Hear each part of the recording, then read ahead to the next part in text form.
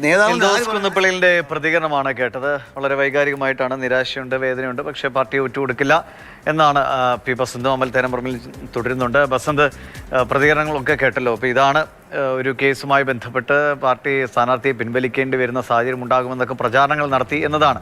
ഇനി ഇവിടെ ഇല്ലെങ്കിൽ പാർലമെന്റ് നോക്കാമെന്നൊക്കെയാണ്.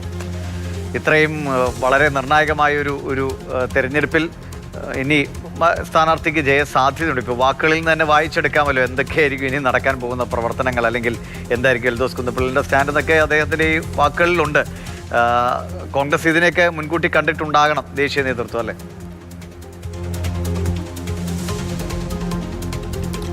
എൽദോസിൻ്റെ കാര്യത്തിൽ നേരത്തെ തന്നെ എൽദോസിനെ ഒരു 4-5 ദിവസം മുമ്പ് ഇക്കാര്യത്തിലൊരു ഒരു കാര്യം അദ്ദേഹത്തെ അറിയിച്ചിരുന്നു. ഇതിലൊരു പ്രശ്നമുണ്ട് എന്നുള്ളത്. എൽദോസ് ഇവിടെ വന്ന നേരത്തെ അദ്ദേഹം പറഞ്ഞ പോലെ തന്നെ നേതാക്കളെ എല്ലാവരെയും തന്നെ കാണുകയും ചെയ്തിട്ടുണ്ടായിരുന്നു. പക്ഷേ മനോജ് ബെന്നി ബെഹനാൻ്റെ സ്ഥാനാർത്ഥിയാണ്. അദ്ദേഹം മുന്നോട്ട് വെച്ചൊരു പേരാണ്. അപ്പോൾ അതുകൂടി പരിഗണിക്കേണ്ട ഒരു സാഹചര്യമുണ്ട്. പിന്നെ എൽദോസിനെതിരെയുള്ളൊരു കേസുമായി ബന്ധപ്പെട്ട കാര്യം, അത് കോൺഗ്രസിന് വലിയ തോതിൽ അവരുടെ ദേശീയ നേതൃത്വത്തിൽ അവർ നടത്തിയ സർവേകളിലൊക്കെ തന്നെ അത് മുഴച്ചു നിൽക്കുന്ന ഒരു സാഹചര്യം കൂടി ഉണ്ടായിട്ടുണ്ട്. എൽദോസിന് അവസാനം ഒരു ഘട്ടത്തിൽ എൽദോസിന് സീറ്റ് നിഷേധിക്കുന്ന ഒരു ഘട്ടത്തിൽ രമേശ് ചെന്നിത്തല പോലും അവസാന ഒരു ശ്രമം എന്നുള്ള രീതിയിൽ ഇടപെടുകയൊക്കെ ചെയ്തെങ്കിലും ഇപ്പോൾ എൽദോസിൻ്റെ പേര് മാറ്റിക്കൊണ്ടുള്ള ഒരു തീരുമാനമാണ് വന്നിരിക്കുന്നത്.